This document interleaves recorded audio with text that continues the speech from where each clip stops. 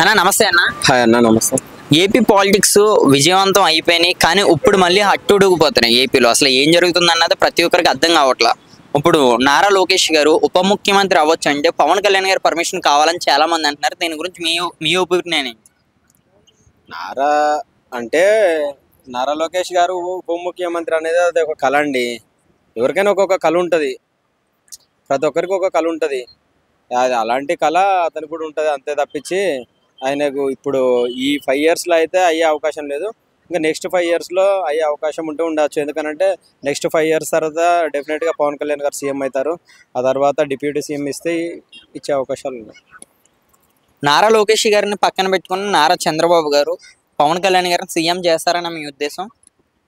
చేయాల్సిన అవసరం లేదు కదండి. ఇప్పుడు ఎన్ని సీట్లు ఇప్పుడు 21 తీసుకున్నారు, తర్వాత ఎన్ని సీట్లు తీసుకుంటారో మనం చెప్పలేము. ఒకవేళ పవన్ కళ్యాణ్ గారు ఆశించిన సీట్లు రాకుండా ఇండిపెండెంట్గా కూడా అది అంటే వాళ్ళు అంటే సపరేట్గా కూడా పోటీ చేయవచ్చు. దానిలో ఏముంది, రాజకీయంలో శాశ్వత మిత్రులు ఉండరు, శాశ్వత శత్రువులు కూడా ఉండరు. రేపు జగన్తో కూడా కలిసి పోటీ చేసినా చేయొచ్చు. ఎందుకంటే అతనికి కావాల్సింది అంతిమ లక్ష్యం సీఎం కావడం. చేస్తే చేయొచ్చు, లేదంటే అతను ఇండివిజువల్గా కూడా పోటీ చేయొచ్చు. అది మనం చెప్పలేము. కానీ డెఫినెట్గా ఏదో ఒక రోజు పవన్ కళ్యాణ్ గారు ఆంధ్రాకు సీఎం కావాలని మేము తెలంగాణ నుండి కూడా చాలా అభిమానం కోరుకుంటున్నాము.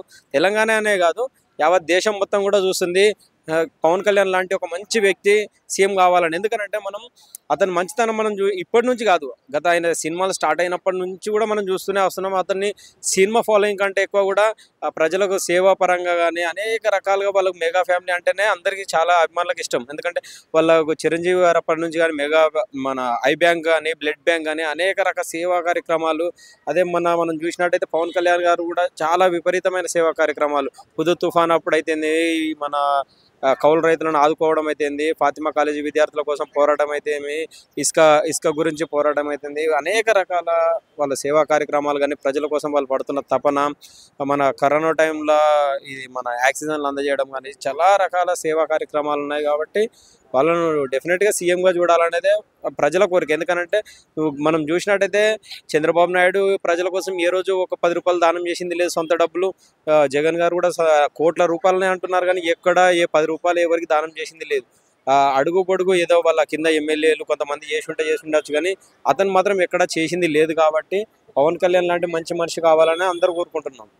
అయితే మీరు అన్నట్టు డిప్యూటీ సీఎం అనేది ఇప్పుడైతే కల అండి, దాని తర్వాత ఇస్తారు. ఎందుకంటే గతంలో వైసీపీ ప్రభుత్వంలో 5గురు ఉన్నారు ఏపీలో డిప్యూటీ సీఎంగా. మరి అలాగే ఇప్పుడు రెండో వ్యక్తి నారా లోకేష్ గారు అవ్వచ్చు, మూడో వ్యక్తి అచ్చెన్నాయుడు గారు అవ్వచ్చు కూడా అని చాలా మంది అంటున్నారు.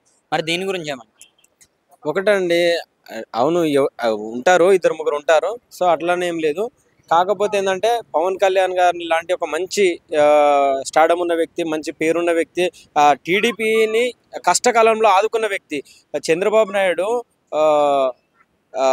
జైల్లో ఉన్నప్పుడు ఆ పార్టీని అయిపోయింది, ఆ పార్టీ కథ ముగిసింది అనే టైంలో టీడీపీని హనుమంతుడు కదా కొండను లేపినట్టు ఆ పార్టీని మొత్తం అమాంతం లేపుకొని తీసుకొచ్చి ఈరోజు ఈ స్థాయిలో కూర్చుండబెట్టాడు. కాబట్టి అలాంటి వ్యక్తికి కొంచెం చిన్నతనంగా అనిపిస్తుంది అనేది ప్రజల భావన. అంతే తప్పిస్తే ఇచ్చినా పెద్ద ఫరక్ పడేది లేదు, ఇవ్వకున్నా ఫరక్ పడేది లేదు.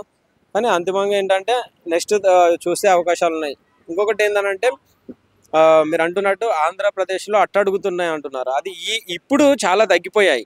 ఒకప్పుడు ఇప్పుడు ఎస్సీల మీద దాడులు కానీ, మన ఎస్సీ డాక్టర్ గారి మీద దాడులు కానీ, అనేక రకాల దాడులు, టీడీపీ ఆఫీస్ మీద దాడులు కానీ, అనేక రకాల ఒక్కొక్కరిని మర్డర్ చేసి డోర్ డెలివరీ చేసిన సందర్భాలు ఉన్నాయి. అయినా ఎవరు మాట్లాడని సందర్భాలు. చాలామంది మీడియా ముఖంగా పవన్ కళ్యాణ్ గారి కుటుంబ సభ్యులను నీచంగా తిట్టారు. ఒకరు కాదు, సినిమా ఇండస్ట్రీలోనే 4-5 పెద్దలు కూడా తిట్టారు. కొంతమంది ఎవరు ఎన్ని తిట్టినా కూడా జగన్ గారు ఏ రోజు స్పందించలేదు. అలా తిట్టడం మనం సరైన పద్ధతి కాదు. మనం ప్రజల కోసం, ప్రజల చేత ఎన్నుకోబడ్డాం కాబట్టి ప్రజలకు సేవ చేయాలని ఏ ఒక్క రోజు కూడా ఆలోచించిగా వాళ్ళ మంత్రులకు కానీ వాళ్ళ ఎమ్మెల్యేలకు కూడా ఏ రోజు చెప్పింది లేదు. ఈవెన్ వాళ్ళ ఎమ్మెల్యేలు మంత్రులు కూడా ఈవెన్ అట్లనే తిట్టడం జరిగింది. సో ఇప్పుడు చాలా తగ్గిపోయాయని మేము అనుకుంటున్నాము. ఆంధ్రప్రదేశ్ చాలా సస్యశ్యామలంగా ఉందనుకుంటున్నాము. ఒకప్పుడు ఇండస్ట్రీలు అన్నీ ఆంధ్రాకు వెళ్ళని పరిస్థితి. ఈరోజు చూస్తే కేంద్రం నుండి అనేక లక్షల కోట్ల రూపాయలు ఇన్వెస్ట్మెంట్లు వస్తున్నాయి, కొన్ని కంపెనీలు వస్తున్నాయి పెట్టుబడులకు. ఇంకా ఇది స్థాపించి కూటమి ఏర్పడి 6 నెలలు సంవత్సరం కూడా కాలం కాలేదు కాబట్టి ఇంకా చాలా సమయం ఉంది, వేచి చూడాలి. ఎందుకు ఇన్ని కుక్కలు ఇలా మొరుగుతున్నాయో ఎవరికి కూడా అర్థం కావడం లేదు. గుమ్మడికాయ దొంగ అంటే భుజాలు తడుపుకున్నట్టు ఎవరు చూసినా కూడా కూటమి పాలన అది ఇది అని అనేక రకాల సూపర్ 6 ఇస్తలేరు, అది ఇస్తలేరు అంటున్నారు.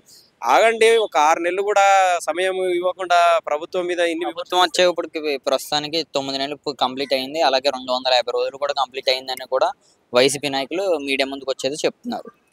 అయింది. అందుకని అంటలేనా కేంద్రం నుండి చాలా ఇన్వెస్ట్మెంట్లు తీసుకొచ్చారు.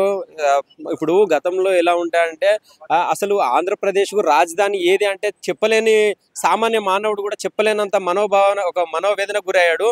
ఈ రోజు మాది ఆంధ్రప్రదేశ్, మాది అమరావతిని కాలర్ ఎగరేసుకునేలాగా చంద్రబాబు నాయుడు చేశాడు. అదొకటండి. రెండోది, ఇప్పుడు గతంలో మనం పోల్చితే ఇప్పుడు మర్డర్లు కానీ అనేక దాడులు కానీ ఈరోజు చాలా తగ్గిపోయాయి. రేపులు కానీ అన్ని చాలా వరకు క్రైమ్ రేట్ అనేది చాలా వరకు తగ్గిపోయింది. ఫస్ట్ మనం ఏంటంటే ప్రజలను మనం కాపాడుకోవడం ఫస్ట్ ముఖ్యం. ప్రజలను ఇబ్బంది పెట్టకుండా పరిపాలన అనేది సాగించాలి. గతంలో చూస్తే రోడ్లు రవాణా వ్యవస్థ అనేది చాలా దరిద్రంగా ఉండేది. ఈరోజు చాలా బాగుంది. ఇంకొకటి ఏంటంటే అమరావతి ఇప్పుడు కొంచెం డెవలప్మెంట్ అనేది జరుగుతుంది. అక్కడ కన్స్ట్రక్షన్స్ జరుగుతున్నాయి. మనం చూసిన విజువల్స్. చంద్రబాబు నాయుడు ఎక్కినప్పటి నుంచి అక్కడ లైటింగ్స్ కానీ అక్కడ రోడ్డు వ్యవస్థ కానీ అన్ని చాలా బాగా చేస్తున్నారు. టైం పడుతుంది. ఒక ఇల్లు కట్టాలంటే మనమే చిన్న ఇల్లు కట్టుకోవాలంటేనే ఒక 6 నెలల సంవత్సరం పడుతుంది. కొంచెం వేచి చూస్తే అన్ని జరుగుతాయి. ఇప్పుడు కేంద్రంలో కూడా ఈయన అక్కడ మంత్రులుగా ఆంధ్రప్రదేశ్ నుండి ఉన్నారు, సాధించుకుంటున్నారు కొన్ని విజయాలు తెలుగువారు. దానికి మనం గర్వపడాలి కానీ విమర్శించొద్దని నేను అనుకుంటున్నాను. మరో విషయం అన్న, నారా లోకేష్ గారు రెడ్ బుక్ లో నెక్స్ట్ ఎవరు ఉన్నారు? మనం చూసుకుంటేనేమో ఆల్రెడీ ఒక ఎమ్మెల్యే వంశీ గారు వెళ్ళారు. తర్వాత ఎవరు అనుకోవచ్చు? వంశీ గారైనా కొడాలి నాని అయినా ఎవరైనా రెడ్ బుక్ అనేది కాదు. ఒకటి, రెడ్ బుక్ వాళ్ళు కొన్ని మర్చిపోతారని కేవలం గుర్తుపెట్టుకోవడానికి కొన్ని పాయింట్స్ ఎవరైనా రాసుకుంటారు. అది రెడ్ బుక్ అనేది కొంచెం అన్ని బాగా ఏమంటారు ప్రజలను ఇబ్బంది పెట్టిన వాళ్ళ పేరు రాశారు. అయినా ఇంకా చాలా మంది పేర్లు కూడా ఉన్నాయి. అందరినీ కూడా ప్రజలను ఇబ్బంది పెట్టిన ఏ నాయకుడైనా, అది ఎక్కడున్నా ఏ నాయకుడైనా తప్పకుండా కటకటాలకు వెళ్లాల్సిందే. ఎవరు అనుకోవచ్చు?